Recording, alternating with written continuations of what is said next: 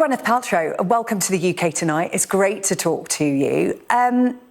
Let's talk about wellness, because I feel in this current news climate, which is what we deal with day in and day out here on Sky News, we need to focus on wellness, and we need moments of space, which is the name of your new app, and it's all about meditation. Tell us a bit more about it. Yeah, it's exactly that. It's a really useful, very easy meditation app. I like to say it's for people who think they're too busy to meditate or their minds are too active to meditate. It focuses on an old tradition of eyes open meditation, which I actually didn't know existed until I really started getting involved with the app. So it makes it super easy and accessible. And I find it's changed my life for the better, for sure. I might be your target market here as someone who's very busy, and lots of our viewers will be as well. The way you think about meditation is taking yourself off into a room by yourself, closing your eyes and taking 15 to 20 minutes. We lead busy lives. So talk to me about meditating with your eyes open. How does that work exactly? So, first of all, an eyes closed meditation is also a great practice. But eyes open is very different. So what you essentially do, you're kind of led through a guided meditation where you start to kind of explore with a very softened gaze the space, the negative space around you, the positive space around you. And you're able to sit in a meeting and listen, but kind of get the benefits from meditation. There's also great walking meditations on the app, which I really love. Those have become my favorites. I love being able to walk and sort of pull in the softness and the centeredness that comes with, when you carve a few minutes out to meditate. It sounds like tuning the world out a bit, which I think we could all do a bit of, because there's so much going on in the world at the moment.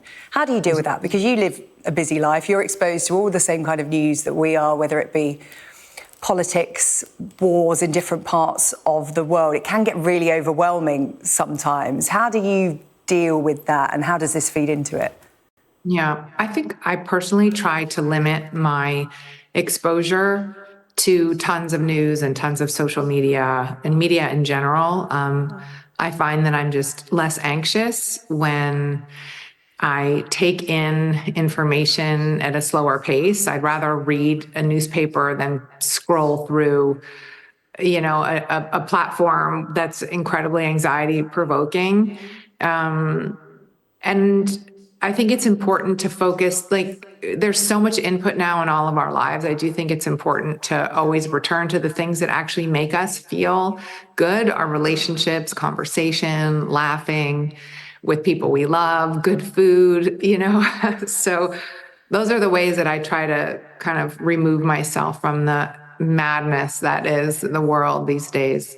Yeah, because the world's in the palm of your hand, isn't it? It's something we talk about a lot here in the UK, the smartphone, and the fact that you do have access to the world in the palm of your hand at all times, particularly children. That's something we've been talking about a lot here on the UK tonight.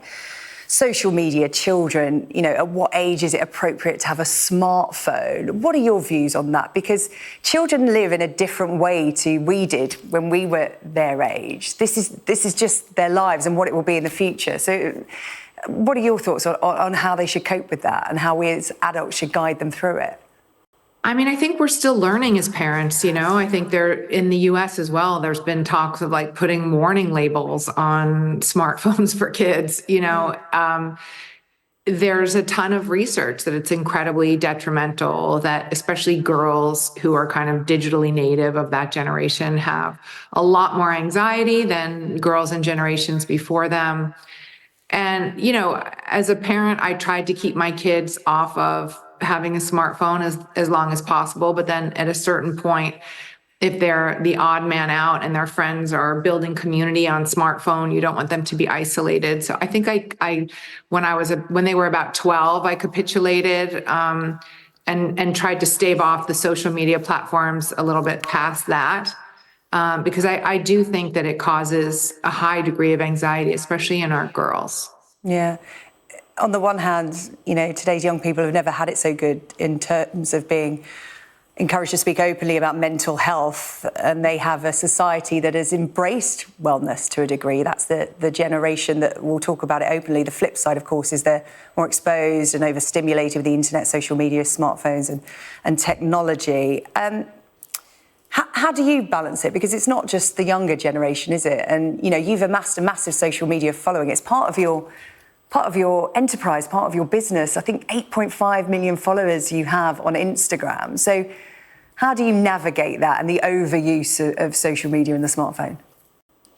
I find it really difficult, to be honest. Like I don't intuitively want to do it. I don't post. I don't like to read comments. Like I find it all like a bit of an overwhelming proposition.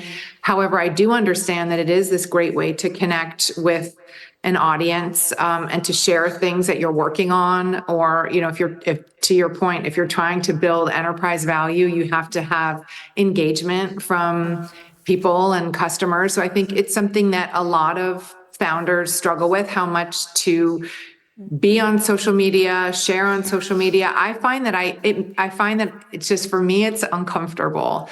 Yeah. You know, like my team asks me every month to do an Ask Me Anything, and I sort of like have to really get up the But you're so open, Gwyneth. I feel like nothing's off limits with you. You do talk very openly to followers. I think if you're going to do it, you have to do it. Like I can't fake it. If I'm going to go on there, I'm going to be myself and I'm going to be honest. That's, you know, that's me, for better or worse. I always, I think I'm a very authentic person, you know, one way or the other. So, you know, that's my style. Can I take you back to the very beginning? Because you talk about, obviously, being a founder and the social media platform being integral to your brand, Goop. And that's how you reach people now with businesses, right, isn't it? It's the way of working. Can we go back to the beginning? And when you first moved away from acting to enter this burgeoning industry of wellness, you were one of the early adopters. And when you first started your brand, a lot of eyebrows were raised. Let's face it, some people weren't very kind. And I just wonder what you think looking back on that now, and whether you think, do you know what, I told you so. Twist my mustache and have schadenfreude. You know, I think it's actually funny at this point, you know, when I look back and I think about how mean people were about, like, you know, a number of things. If we always just talked about things early, I think there is maybe a satisfaction to know that, you know, not to be glib, but just to know that I was onto something, my instincts were right. And I think it's reaffirming, you know, for myself and going forward, like, no, if I really believe in something and I think it's interesting and I think people might want to know about it, like, I'm happy to share about it. And not to take yourself too seriously either, because there was that candle a few years ago and it just spawned so many copycats. I don't know if you've seen Saltburn, the movie. This candle smells like Jacob Elordi's bathwater. You know, it became a thing, and that came from you not taking yourself too seriously. You know, just retell that story, how it came about, because I would have loved to have been in that meeting when you decided that's a product we're going to put to market. Well, I have, you know, a very spicy sense of humor, which those who know me well know. And that candle was really about me being tired of women having shame around their bodies, and this sort of very misogynistic framework that a lot of culture operates in. And so we just thought it would be kind of punk rock and funny, having no idea it would become the viral candle that it did. But yeah, we actually retired that candle now. But it's very funny to see the copycats. I love it. Well, my final question, Gwyneth, and I kick myself if I didn't ask it. What would it take to get Gwyneth Paltrow back as part of a major film production? There are so many great roles for women of our age now. What would tempt you back, or are you officially retired? I never say never. You know, I'm about to embark on a different phase of life. My son is going to university in the fall. So, you know, things can shift and change. Obviously, like with my job as CEO at Goop, it takes up all of my time. But, you know, who knows? I mean, I'm not actively pursuing it. I am very busy with my day job, but I've learned enough not to say never. Never say never. Well, Gwyneth, it's been an absolute pleasure talking to you. Thank you for talking to us about your meditation at moments of space. It's something we can all get on board with in this busy life. And as the mother of a toddler, I don't get much time to close my eyes, so meditating with my eyes open might be the only option for me. Absolutely. You can push your toddler on the swing and be meditating. I love it. I'm all for it. Gwyneth, good to meet you. And thank you so much for joining us on the UK Tonight, Gwyneth Paltrow. Thank you. Thanks for having me.